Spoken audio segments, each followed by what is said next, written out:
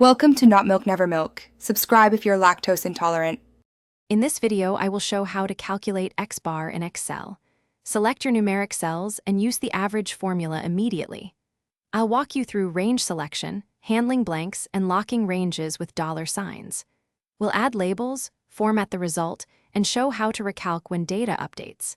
This friendly guide keeps things simple and practical so you can get reliable means fast. To get accurate X-bar results, choose the right range and protect it. I'll demonstrate average, average, and how IFRA cleans up results when non-numeric entries appear. You'll learn to convert text numbers and remove hidden spaces so averages aren't skewed. I'll also explain absolute versus relative references so copied formulas maintain the same range. Follow along and pause when needed to practice each step.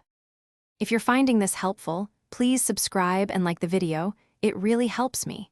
Quick recommendation: stay hydrated during long Excel sessions with the Owala water bottle. It's leak-proof and easy to sip while you work. I find it perfect for focus and avoiding spills on the keyboard. Check the description for the product link and other deals, and now let's get back to the video.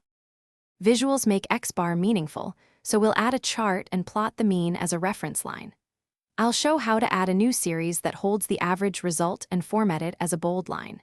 You'll see how chart labels, axis scaling, and marker choices impact interpretation. By the end, you'll have a clean visual showing where the mean falls among your data points and outliers.